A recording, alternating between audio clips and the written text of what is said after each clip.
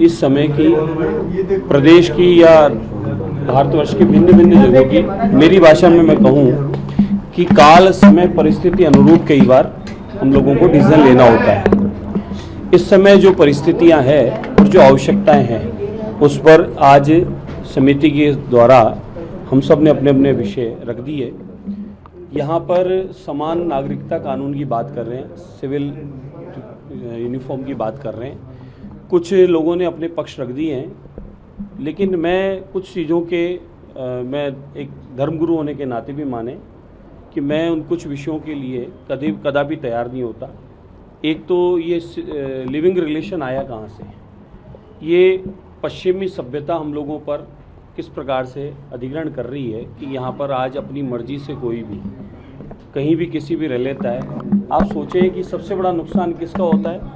उन बहन बेटियों का होता है जिन्हें अचानक धुतकार दिया जाता है, निकाल दिया जाता है, छोड़ दिया जाता है। फिर उस रिलेशन के माध्यम से कोई संतान उत्पन्न हो जाती है, उस संतान पे एक नाम रख दिया जाता है कि नाजायज। तो संतान नाजायज कैसे हो सकती है? नाजायज कृत्य तो किया उन्होंने जिन्होंने पैदा किया, उस पर क्यों इस प्रकार का आरोप? तो ये घटना घटे ही नहीं, और फिर भी अगर कोर्ट का आदेश हो गया है और इस पर कोई कानून नियम बनता है, मैं मानता हूँ कि उन महिलाओं का और उन बच्चों के संरक्षण के लिए ही ये नियम है कि उन माताओं, बहनों, बेटियों के साथ में कोई भी दुराचार किसी प्रकार का हो जाता है तो उनका संरक्षण हो पाएगा, कानून होगा तो, और उस बच्चे की परवरिश की पूरी जिम्मेदारी भी होगी। दूसरा, कुछ लोगों ने आज अपने मुस्लिम पक्ष ने भी अपना रखा, मैं सुनकर बड़ा चिंतित हुआ।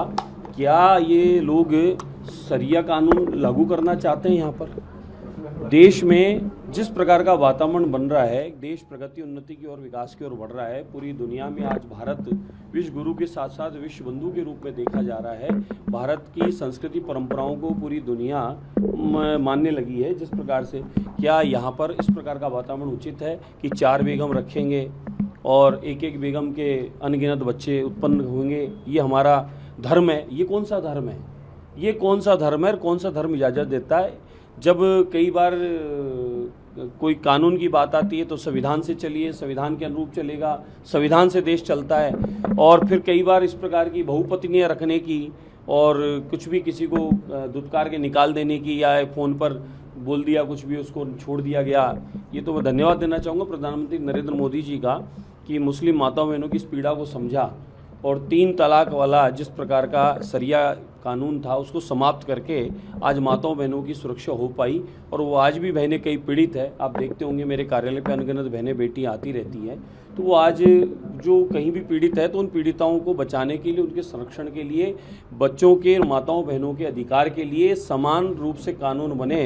पूरे देश में सिविल समान रूप से ड्रेस कोड हो, समान रूप से कानून हो, और जिस प्रदेश में जिस प्रकार की जो आवश्यकता हो उसके अनुरूप उस कानून की आवश्यकता है। न कि किसी धर्म की छेड़छाड़ की जा रही है, न किसी धर्म से छेड़ा जा रहा है, न किसी के रीति रिवाज से कोई छेड़छाड़ की जा रही है।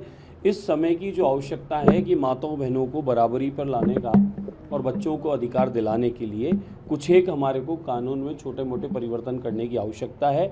और कोर्ट के भी कुछ दिशा निर्देश है, कोर्ट के भी कुछ आदेश हैं, उनको पालन करके इसको लागू करना चाहिए ताकि हमारा देश प्रगति, उन्नति के साथ साथ सबको जो जीने का समान रूप से अधिकार है, सबके अधिकारों का संरक्षण हो पाए और सब लोग समान रूप से आगे बढ़ पाएँ, उसके लिए आवश्यकता है। बाकी कुछ लोगों ने अपनी धार्मिक भावनाएं, रीति रिवाज उसका हवाला दिया। तो देखो आप, हिंदू समाज में मृत्यु भोज एक बहुत बड़ा उदाहरण है। मृत्यु भोज बढ़ चढ़ के होता था, शादियों की तरह मृत्यु भोजों में खर्चे होते थे, खूब भंडारे करने पड़ते थे, खूब लेन देन करने पड़ते थे।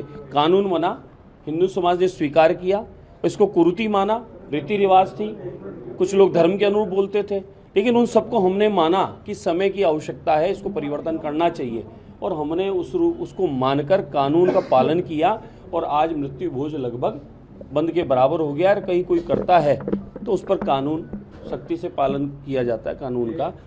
ऐसी अनगिनत विवाहों में खर्चे का, उस पर भी बनना चाहिए।